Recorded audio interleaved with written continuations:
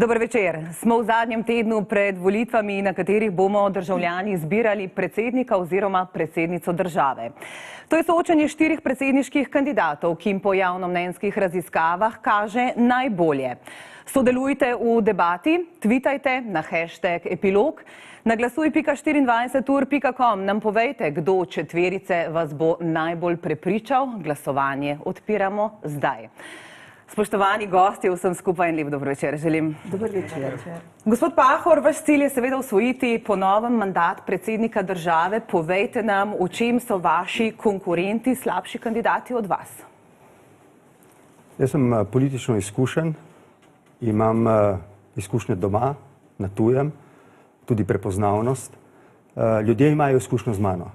Vedo, da so vsa moja stremljenja usmerjena v povezovanje, v iskanje dialoga, v to, da naša skupnost postane močna, da sem politično neutralen kot predsednik in da se oglašam takrat, ko je to zares potrebno in se osredotočam na tiste stvari, ki so bistvene. V naslednjih 5 letih bodo to poleg povezovanja še politična stabilnost in varnost. Gospod Šarec, vi ste ta trenutek najresnejši protikandidat gospodu Pahorju. Zakaj gospod Pahor ni dovolj dober predsednik? Se nisem rekel, da ni dovolj dober. Jaz bom drugačen predsednik. Najverjetneje, glede na to, da kandidirate za predsednika republike, verjamete, da ste boljši. Povejte nam, v čem ste boljši?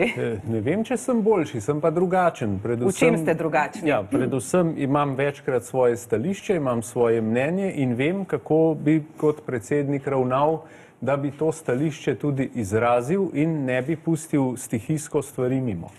Gospod Novak, stvari, ki jih Borut Pahor počne zato, da je ljudem všeč, jaz počnem vsak dan, to pravite o sebi. Kaj imate vi, česar drugi kandidati nimajo? No, meni večkrat pravijo prijatelji, da me politika ni pokvarila. Ljudje mi pogosto čestitajo, da sem pokončna in pogumna. Sama pa menim, da imam rada ljudi, zato bi lahko bila dobra predsednica vseh državljanov. Tudi jaz imam veliko političnih izkušenj, tako doma, kot tudi mednarodnih izkušenj, veliko življenjskih izkušenj. Predvsem pa nimam iz preteklosti takšnih potez, ki bi me bremenile in ki bi mi jih lahko učitali, da sem nekaj tako hudo narobe naredila. Zato se čudim, da tisti, ki pa jih... Boste to še pojasnili v nadaljevanju. Gospod Tomce, pravite, da je gospod Pahor všečen in priljubljen politik, da pa to ni dovolj za dobrega predsednika. Kaj mu manjka? Jaz bom predvsem drugačna predsednica. Jaz več stavim na vsebino kot na obliko in seveda zelo težko gledam te krivice, ki se dogajajo pri nas v Sloveniji. Težko gledam, kako nam razpadajo sistemi, težko gledam, kaj se nam dogaja na vseh področjih, od bank, zdravstva, pokojnin in tako naprej. In mislim, da so to stvari, ki prizadanejo ljudi in ki vplivajo na to, da je naš standard nižji. Zato bom kot predsednica države v njihovem imenu seveda opozarjala na te krivice, na te stvari, ki jih je treba nujno v državi popraviti. Pravite, da boste spoštovali in sodelovali. Spoštujem in sodelujem je slogan vaše kampanje. Ste kandidatka stranke SDS. Se vam zdi, da predsednik vaše stranke sodeluje in spoštuje? Mi sodelujemo z vsem in smo pripravljeni sodelovati še naprej. Jaz kot predsednica države pa sploh bom sodelovala z vsemi, ne glede na njihovo politično barvo. Ampak sprašujem vas za gospoda Janšo, za predsednika vaše stranke, zato ker sami večkrat poudarjate, da je v slovenski politiki premalo sodelovanja, preveč neenotnosti. Tako je, premalo ga je na vseh straneh. Če pa lahko spomnim, ker me pozivate, naša stranka na čelu z Janezom Janšo je bila takrat, ko je bila v vladi, edina tista, ki je ponudila partnerstvo vsem strankam. Sklenili smo partnerstvo za razvoj tudi s temi strankami, ki so bile v opoziciji. In tako smo tudi v praksi pokazali pripravljenost sodelovanja. Jaz sem prepričana, da bo tako tudi vnaprej in seveda to je tudi moj slogan, ki ga zagovarjam. Gospod Novak, vi prihajate z istega desnega političnega pola. Je Janez Janša povezovalen politik? No, zdaj govorimo o predsedniškem kandidatu in trenutno gospod Janez Janša ni moj konkurent. Nimam pa nobenega problema s sodelovanjem z gospod Romano Tomc, se dobro razumeva. Jaz rada sodelujem z ljudmi, ki so pozitivni, ki so takšni polni načrtov, ki so fair, s katerimi se da dobro sodelovati. Mnogi, gospod Tomc, menijo, da bi bili boljša predsednica stranke od Janeza Janša. Bi si to želeli, bi bili predsednica SDS? Jaz sem trenutno fokusirana na eno samo pričakovala, da boste to odgovorili, ampak v prihodnje bi vas ta funkcija zanimala. O teh hipotetičnih predpostavkah sploh ne razmišljam. Gospod Šarec, vsi se vas še zelo dobro spominjamo v vlogi Ivana Serpentinška. Enkrat ste rekli, da je to vaš najljubši lik, da je to vaš drugi jaz. Zdaj, ti štosi so bili tudi seksistični, gostilniški humor, bom rekla. Gospod Pahor, a so vam ti štosi smešni, glede na to, da ste imeli tudi sami v preteklosti nekaj seksističnih izjav? Glejte, moje življenjsko vodilo je bilo in je, da ne želim prizadeti nikogar. Če se mi to zgodi proti temu, da bi sam to želel, da bi si to sam želel, potem se opravičim. To sem kakšenkrat tudi naredil. Ampak mislim, da me ljudje toliko poznajo v tega četrt stoletja, da vedo, da stremim k nestrpnosti, da stremim k temu, da se spoštujemo, da ne rečemo nič, kar bi drugega prizadelo. Tako da sem in tja se v 25 letih, ko ste vsak dan pred očmi kamer, zgodi kakšna izjava, ki jo kdo razume kot žaljivo. Takrat je potrebno pač reči, se opravičujem. Kaj pa ti štosi vam je bil, gospod Šarec, smešen, ko je igral ta lik gospoda Serpentinška? Jaz imam rad duhovite stvari, mislim, da je bila to sjajna oddaja, mislim, da je humorja premalo in ko se srečujem z ljudmi, vidim, da so še veliko bolj duhoviti, kot si mi predstavljamo, da smo. Gospod Šarec, mnogi menijo, da tudi v tej kampanji igrate neko vlogo, da niste pristni, da to niste zares vi. Kaj jim odgovarjate? Da nimajo domišljije in da so ostali v času in prostoru, kajti tak sem vedno bil, ker če ne bi bil tak resen kot sem, potem bi se tudi težko vživljal v druge vloge, kajti igralec, ko igra vlogo, je nekdo drug. Ko si pa sam takšen kot si in zdaj sem takšen kot sem, ker sem Marjan Šarec, ker nisem noben lik in zato tisti, ki ves čas očitajo te like, nimajo domišljije, ker drugega pač ne najdejo. Gospod Tomc, poslanec vaše stranke, Žan Mahnič, je o gospodu Šarcu, ki je posvojen, tweetnil tole, zdaj bomo tole videli. Mogoče pa bi šel gospod Šarec najprej obiskat svojo domovino, a ja, saj res ne vemo, od kje je. Gospod Tomc, zakaj tega neprimernega tweeta niste javno obsodili? Jaz se od takšnih tweetov in takšnih žaljivih navedb ograjujem, ampak nekaj bi pa dodala. Ga zdaj obsojete? Nekaj bi dodala, če dovolite zraven. Zakaj pa nihče ne govori o tweetu, ki ga je eden od članov vaše stranke, s katerim ste se tudi zelo prijazno objemali, napisal staršem našega poslanca, gospoda Logarja, katerim grozi smrtjo. Jaz mislim, da moramo biti tukaj uravnoteženi. Jaz se od takšnih tweetov in tudi vseh ostalih... A ga ta trenutek obsojate? Ker glede na poreklo smo vsi enaki, samo da razčistimo ta tweet takoj, gospod Pahor, boste odgovorili. Poglejte, jaz nikogar ne obsojam, nikoli nisem nikogar obsojala, se pa od tega tweeta in od takšnih osebin ograjujem. To niso tweeti, ki jih pišem jaz in seveda vsak odgovarja za svoje tweete. Sem pa seveda opozorila na to, da pa moramo biti, kadar izpostavljamo takšne stvari, res v ravnotežju in potem omeni tudi vse ostale. Jaz mislim, da grožnje smrtjo po tweetu zaslužijo posebno obravnavo in bi bilo prav, če ga predvajate tudi na tem ekranu enako. Ne gre samo za to, da sem večkrat pozval ljudi k strpnosti in da sem večkrat obsodil sovražni govor. Gre za to, da sem tudi prav ta primer obsodil in dejal, da je neprimeren. Tako da mi ni mogoče očitati, da takrat, ko sem ocenil, da gredo v sovražnem govoru ljudje res predaleč, da je potrebno narediti korak nazaj in se zavedati, da smo vsi ljudje. Različni smo in se moramo spoštovati. Torej ste tudi ta konkreten tweet obsodili. Da. Gospod Šarec, ste vi pričakovali, da se bo gospa Tomc že takoj po tem tweetu izrekla o njem? No, zakaj bi se ona izrekla, ker ga niti ni napisala in sam tudi vem, da gospa Tomc tega ne bi napisala. Ker gre za poslanca stranke, ki jo kandidira, zato vas sprašujem. Veste, kako je, saj imaš tudi v družini kakšnega, ki ga težko krotiš, ki dela po svoje in se veste, na to zamahnem pa rečem, nič. Ste šli mimo. Gospa Novak, vaša stranka je krščanska stranka. Zdaj bomo videli fotografijo izpred porodnišnice včeraj. Pa me zanima, ali lahko javno obsodite ta pritisk, ki ga vršijo na ženske, ki se odločijo za splav? Sem mislila, da bo kakšen posnetek, pa ni bil. Fotografija lahko jo še enkrat pokažemo. Ki je bila pokažemo. precej zakrita, zato niti ne vem, kaj je Zakrili bilo smo na obraz, ker ni fotografiji. pomembno, kdo je ženska, ki drži transparente. Gre za to, da je s tem transparentom stala pred porodnišnico. In kaj je pisalo na transparentu? Na transparentu je pisalo, zdaj le bomo videli še enkrat, si boste lahko sami prebrali, da ne bo kaj. Fotografijo, prosim, režija, če lahko še enkrat pokažete.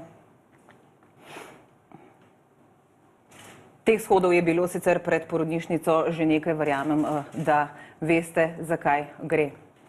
Skav si me v materinem telesu. To so protestniki. Lejte, mislim, ta teden je teden za življenje. In to je pravzaprav nekako izhaja iz Svetega pisma. Otroka si stkal že v materinem telesu. To je gibanje za življenje, ki propagira ali pa spodbuja ljudi predvsem k življenju. Jaz tega ne morem obsoditi, zato ker tudi jaz si želim, da bi bilo v Sloveniji več rojstev. In tudi ne obsojam žensk, ki so pa pred tem, da naredijo ali pa so naredile splav, ker vem, da je njim najtežje. Sama sem proti splavu, ker verjamem, da je človek od spočetja do naravne smrti. Tukaj gre za teden življenja in spodbujanje k življenju. Ampak sprašujem vas o tem dejanju pred porodnišnico, če se vam to zdi dopustno. Da se tam izvaja takšen pritisk, ne? Ker pravica do splava je zapisana v ustavi, 55. Tam piše, da starši svobodno odločajo o rojstvu svojega otroka. Tako, tudi jaz sem se svobodno skupaj z možem odločila za 3 otroke, nikjer pa ne piše, da moramo delati splave oziroma tako reševati družinsko politiko.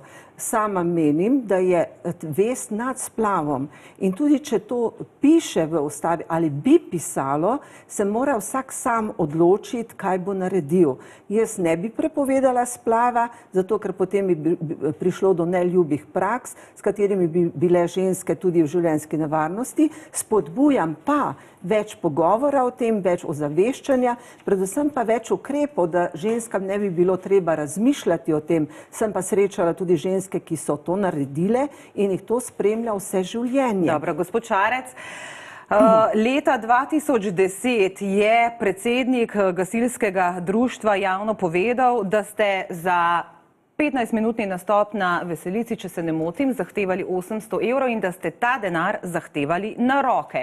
To pomeni, da niste plačali davkov, da ste izigrali državo, ki bi zdaj radi predsedovali. Takrat je bil predvolilni čas in so se taki članki kar vrstili in to odločno zanikam. Kaj zanikate? Da niste denarja dobili na roke? Tako je. Za nastop ste zahtevali ta denar, vendar ga niste zahtevali na roke. Izplačila na roke niste zahtevali. Gospod Pahor, T6.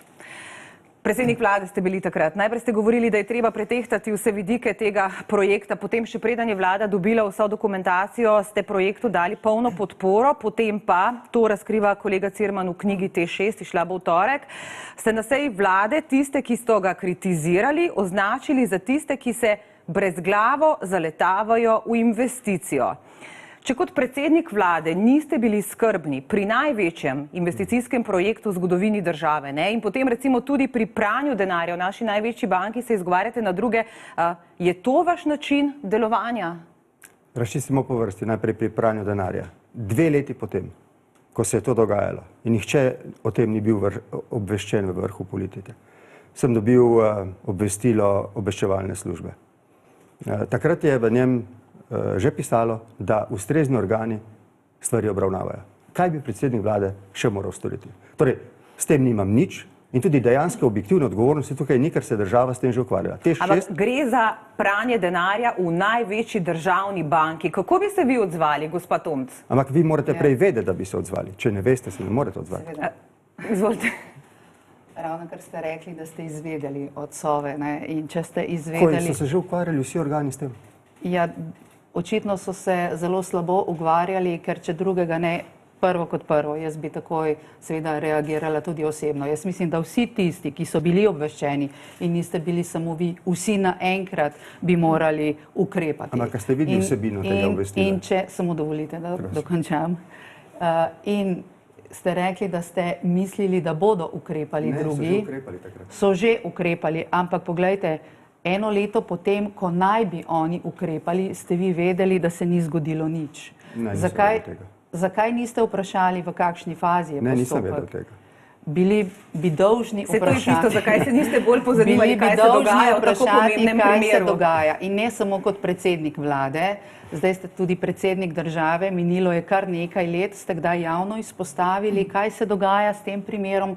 Poglejte, če ne bi slučajno bilo to odkrito v teku parlamentarne preiskave, ki jo vodi poslanec Logar, potem o tem ljudje pravzaprav največjem kriminalu v zgodovini Slovenije ne bi vedeli nič. Res ne bi Bilo vedeli, je gospod Pahor. odkrito zgolj slučajno in jaz pričakujem, da bi predsednik vlade ali predsednik države o tem, če mu je mar do ljudi, pač ljudi tudi obvestil. Seveda mi je mar. In s tem na nek način seveda izgubljate tudi kredibilnost in zaupanje ljudi. Ker ljudje, kako bodo zdaj verjeli, da boste v naslednji takšni situaciji pa obvestili? Pač izgubili so zaupanje, saj jaz mislim tako. Mogoče vaše. Ampak tisti ljudje, ki mi verjamejo, bodo verjeli tudi temu, kar bom zdaj rekel. Za to zadevo sem zvedel, ko je izvedela javnost pred časom. Naknadno smo se pozanimali, gospod Tomc, kaj se je pravzaprav zgodilo. In za nazaj ugotovili, da sem res jeseni 2010, 2 leti potem, ko se je to dogajalo, dobil obvestilo Sove. Zakaj mi svetovalec za varnost, ki je dobil to obvestilo, ni obvestil? Zato, ker je menil, da se stvar ureja preko pristojnih organov. Kaj pa T6, gospod Pahor? T6. Tam ste pa vedeli pravočasno. Jaz ga nisem ne začel, ne končal. Tudi moja vlada ni dala poroštva. Od mene se pričakuje, tako sem razumel na preiskovalni komisiji, da bi šel osebno gledati pogodbo. Minister mi tega ni svetoval, nihče mi tega ni svetoval. Ampak če gre za tako pomemben projekt, za največji investicijski projekt v zgodovini države. Zelo veliko je takih projektov. Zato pa imate 1,4 ministre, milijarde. zato pa imate nadzorni odbor, zato imate upravni odbor. In katera vlada pa se je lotila tega in skrbnega gospodarjenja s tem projektom? Moja vlada. Gospod Novak, repliko ste želeli? Signal je bil že to, da se je projekt za toliko cena povišala iz 600 milijonov na 1,3 milijarde. Mene bi vendarle zanimalo, kaj se dogaja s tem največjim projektom. Pri pranju denarja, kaj bi jaz naredila?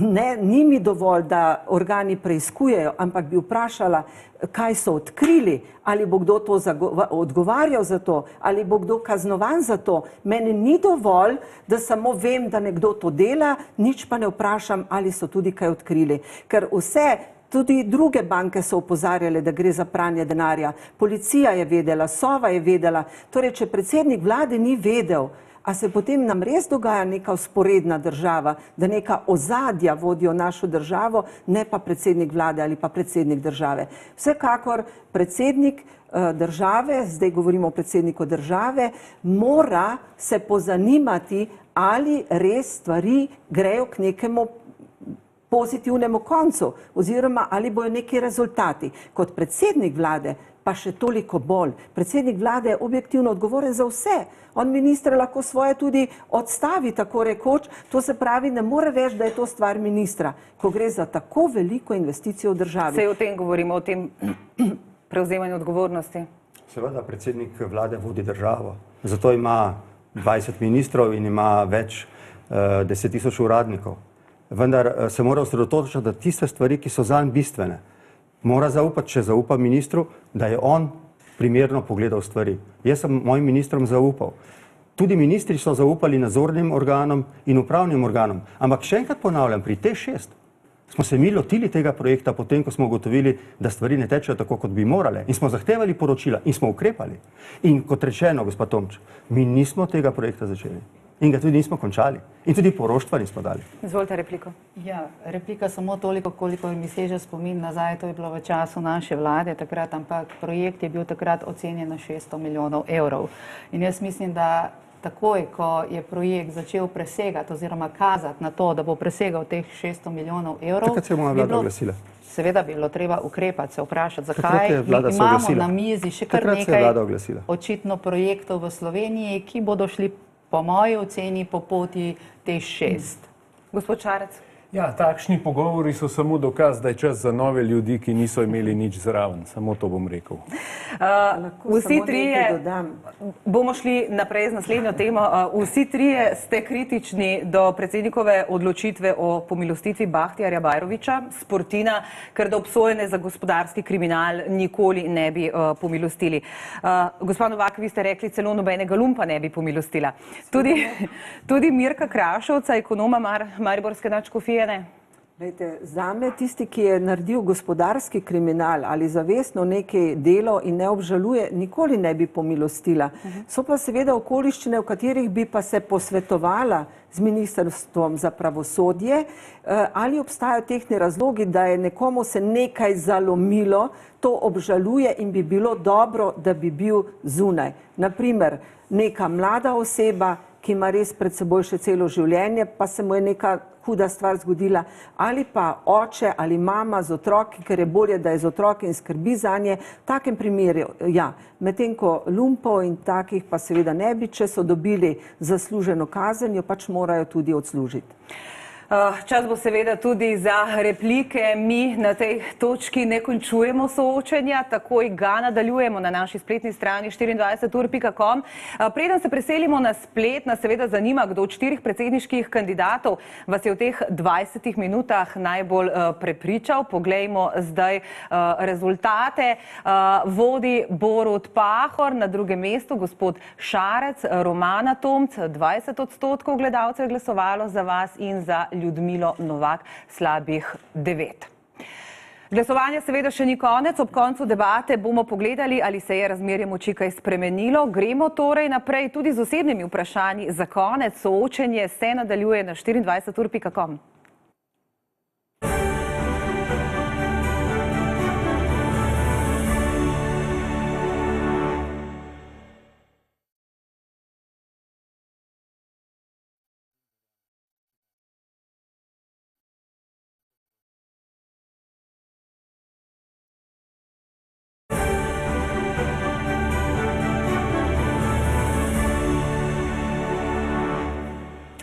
Nadaljujemo soočenje 4 predsedniških kandidatov, ki jim po javnomnenjskih raziskavah kaže najbolje.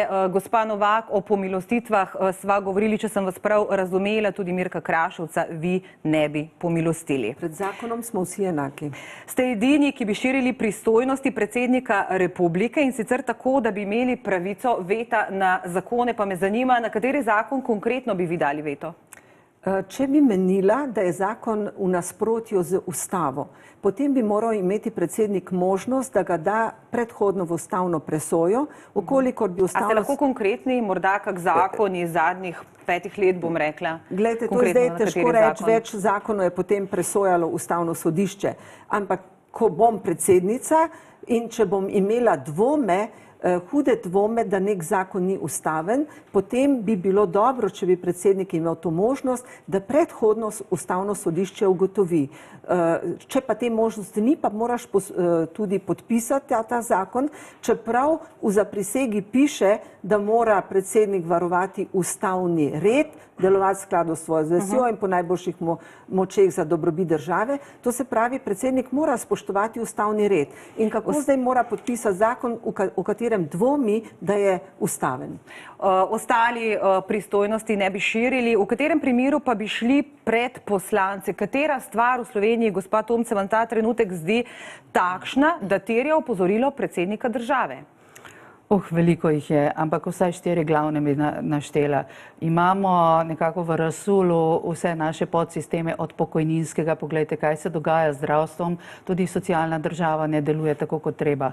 Posebej pozornost pa zahteva, jaz mislim, da pravosodni oziroma sodni sistem, za katerega pa je zdaj že povsem očitno, da deluje pravna država, deluje za prvorazredne in drugorazredne državljane. To je povsem očitno iz več sodb, ki so se zgodile v preteklosti. Za nekatere se prirejajo dokazi, za druge se izgubljajo. Tako, to so pomembna vprašanja za ljudi. In ker so pomembna vprašanja za ljudi, jaz mislim, da je treba o tem govoriti. In predsednik mora sprožati to. Zakaj vi pri teh vprašanjih niste šli v parlament? Jaz sem bil enkrat v parlamentu in to je bilo, mislim, dovolj. Šlo je za ključno vprašanje, v nekem trenutku vprašanje migracij, reguliranja tega vprašanja. Jaz še enkrat povem, da bom tudi v naslednjih 5 letih sledil tej politiki, ki sem jo imel. Oglašal se bom zelo redko, ne bi rad pametoval ne poslancem, ne vladi, z njimi bi rad sodeloval. Če hoče predsednik izpolniti tista dolžnosti, ki so mu dane po ustavi in zakonu, potem mora imeti zaupanje tudi strani vlad, jaz sem imel 3 različne vlade, s katerimi sem sodeloval, in strani parlamenta. Če hoče to imeti, mora z njimi sodelovati, kar pomeni, da se osredotoča na dialog o vprašanjih, ki so v njegovi pristojnosti, imenovanja in druge.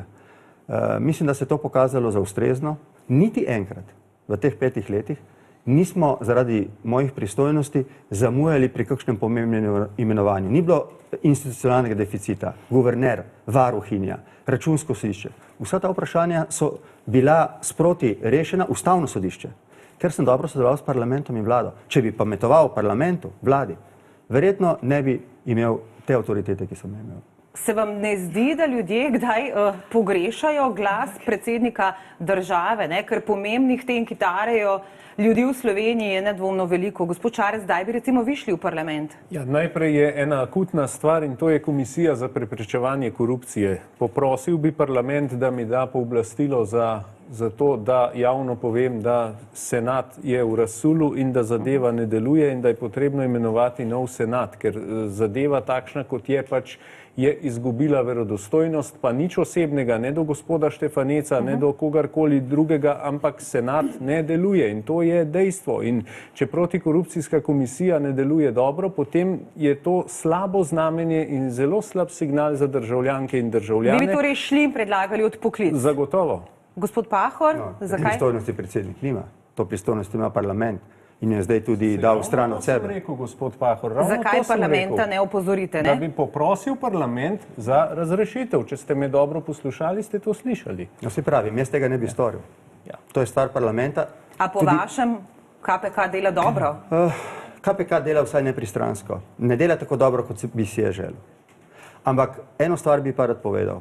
Ko začne predsednik pozivati enega ali drugega funkcionarja, zlasti tistega, ki opravlja neodvisno vlogo, takrat začenja presegati svoje pooblastila.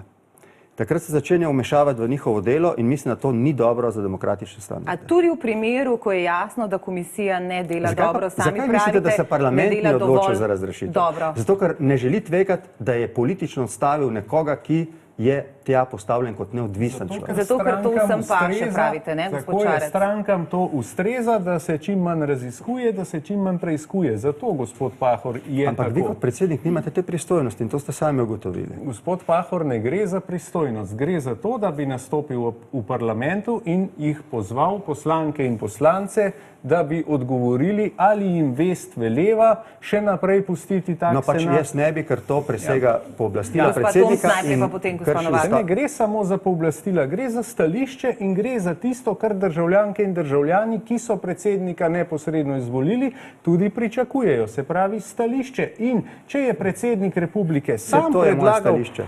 Je treba pustiti institucijo neodvisno. Ne, to ni neodvisna institucija, lahko je 100-krat neodvisna, če ne deluje. Se niste vi odgovorni za njeno učinkovitost. Če ste jo vi imenovali, gospod Pahor. Še da bomo dali besedo, ja, kar vključite se. Gospoda umirila, ampak jaz mislim, da moramo zadevo gledati malce širše. In ne samo, kaj je problem včerajšnjega oziroma današnjega dne KPK komisije. Poglejmo, kdaj pa je bila ta komisija pravzaprav sploh učinkovita v zgodovini svojega delovanja. Komisija, če se jo boste ljudi vprašali, po čem so si jo zapomnili, je bila učinkovita samo takrat, ko je vrgla Janševo vlado in je bila uporabljena v politične namene. In to je tisto, kar najbolj moti, da se na videz neodvisne institucije v Sloveniji uporabljajo za politične namene, za preferiranje ali odstavljanje enih in drugih. To bo do takrat, dokler bodo njeni najvišji predstavniki imenovani strani političnih strank v parlamentu. In dokler bo tako, potem lahko pričakujemo, da bodo vsa ta imenovanja politična. zelo veliko lažje delo zakona, zakon, ki bi omogočil drugačno imenovanje. Absolutno, tako. Ne? Jaz mislim, da na te funkcije, ki pritičajo institucijam, ki naj bi bile neodvisne in strokovne, sodijo tja ljudje, ki so imenovani izključno zaradi svojih strokovnih kompetenc. Kdo bi jih imenoval? In to imenovanje ne sodi v državni zbor, po mojem mnenju. Sicer pa, poglejte, tudi če bi se imenovalo v državni zbor, predstavljajte si, da je predlagana strani predsednika države oseba, ki je izključno in samo strokovno kompetentna in ne politično kakorkoli obrnjena. Zakaj bi imela katerakoli stranka v parlamentu, ali leva ali desna, opozicija, koalicija, probleme potrditi nekoga, ki je top strokoven? Jaz ne vidim nobene težave. Težave imajo stranke zato, ker se seveda predlagajo politično kompromitirane osebe in potem ima enkrat težave ena stran, drugič pa druga. Gospod Novak, na kratko, gospod Pahor, pa gremo naprej. Ja, tudi sama menim, da ni dovolj, da je neka oseba samo strokovna, ampak z dotedanjim delom je morala dokazati, torej, da je poštena, pravična, učinkovita in ni politično članica ene stranke, da bi potem ne mogla biti neutralna in strokovna in učinkovita.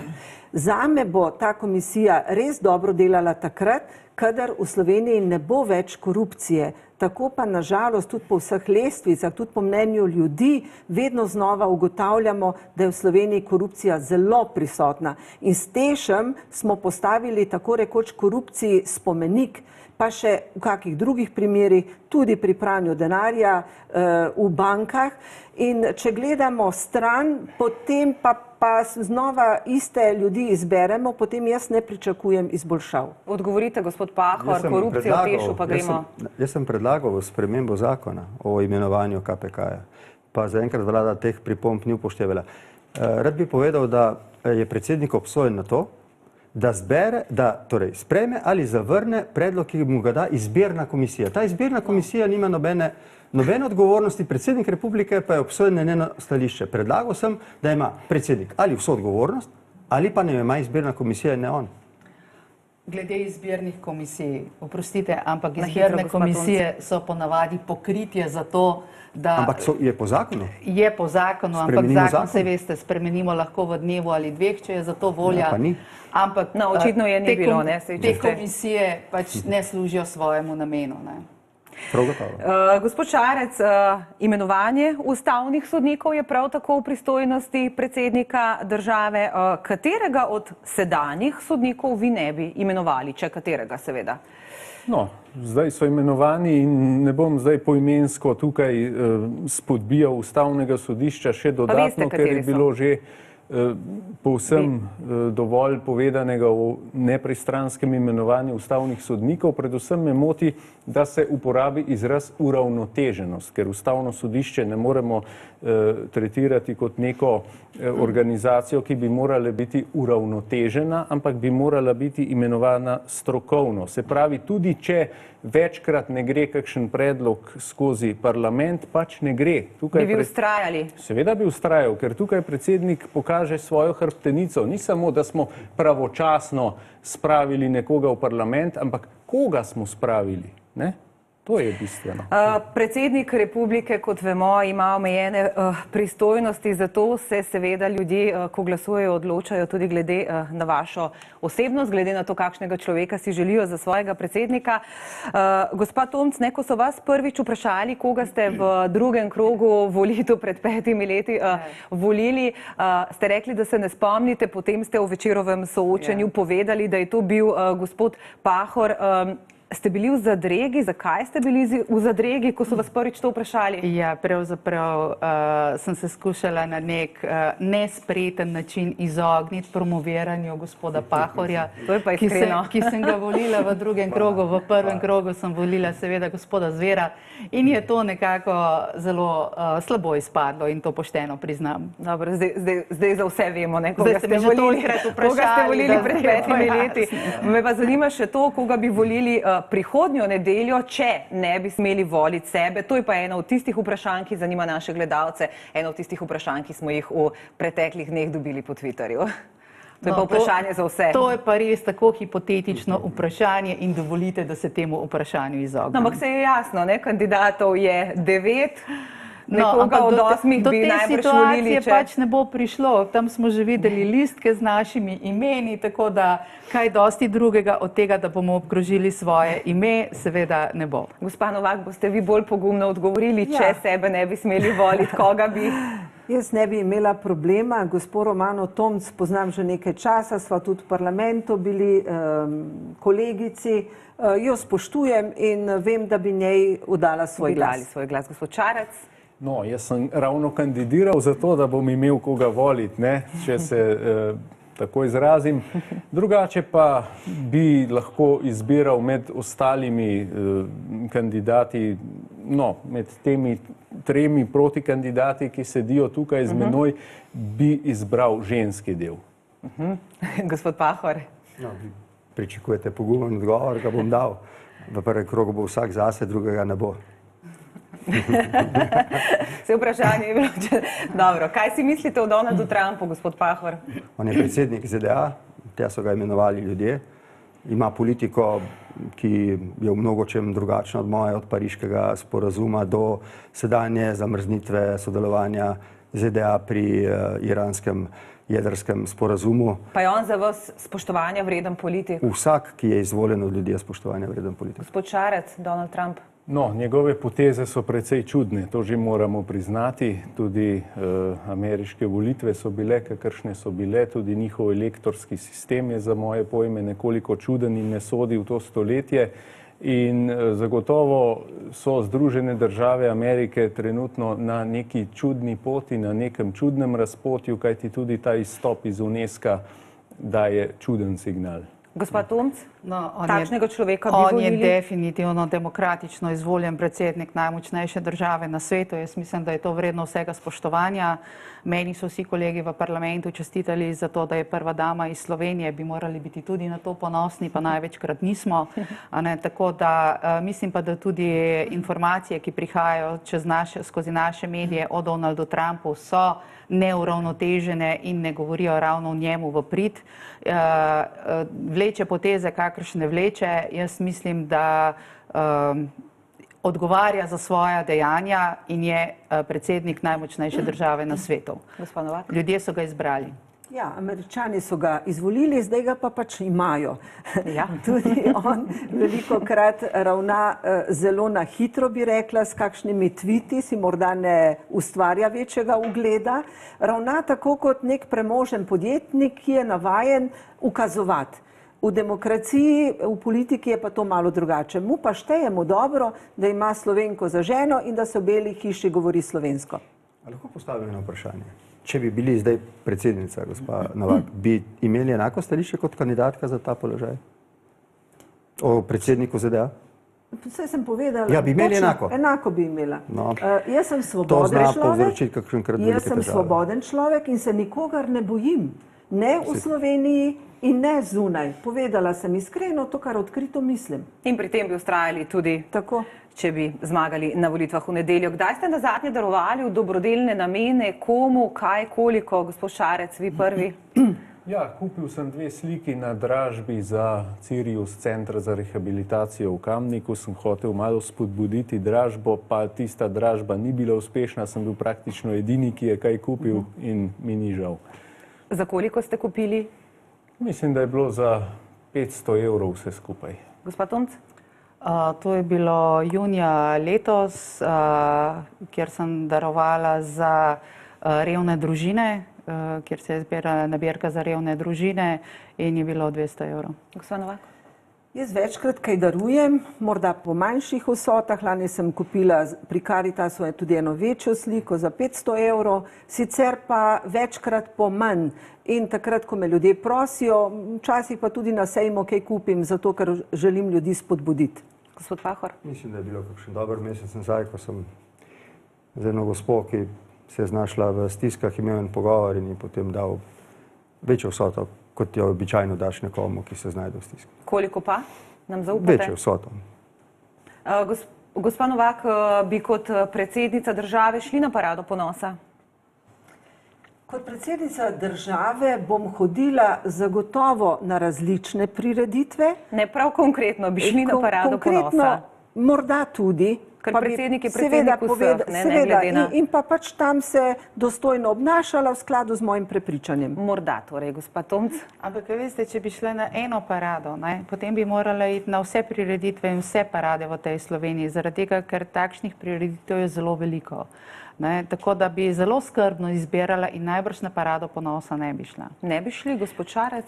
Na paradi ponosa sem že bil, ko sem še imitiral pokojnega predsednika Drnovška. Gospod Pahor, vi ste pa že bili na paradi Jaz ponosa. sem bil kot predsednik republike. Kot predsednik ali predsednica boste zastopali tudi dve manjšini. Me zanima, če znate pozdraviti, če znate kako vljudnostno besedo v italijanskem in seveda madžarskem jeziku in če jo znate, bi vas seveda radi slišali. Gospod Šarec, recimo. Jona Podkivanok. Madžarščini, italijanščini. Buongiorno. Buongiorno, come stai? To vidimo v parlamentu, mađarsko pa žal ne znam. Ima že teže, gospa Novak. Buonasera, buongiorno, benvenuti, come stai? Italijansko vam gre. No, mađarsko pa nekoč sem znala samo dve besedi. Serentlek in kesenem, torej ljubim te in hvala. In ko mi je natakar postregel juho, sem se zmotila in sem mu rekla ljubim te. Ste mu izpovedali ljubezen, lepo, gospod Pahor. Mađarščino znam, italijanščino pa govorim. Dobro. Še tole vprašanje, največja napaka, ki ste jo storili v življenju in kako ste jo popravili? Začnimo z vami. Gotovo sem v življenju naredila kar nekaj napak, to priznam, vem, ne spomnim se pa ravno tako velike, da bi jo zdaj morala popravljati, ker vedno se ravnam, če sem nekaj naredila, če se da popraviti, popravim, če se pa ne da, se pa s tem sprijaznim in grem naprej. Gospod Pahor? Največja je bila tista, ki je nisem popravil. Gospod Šarec?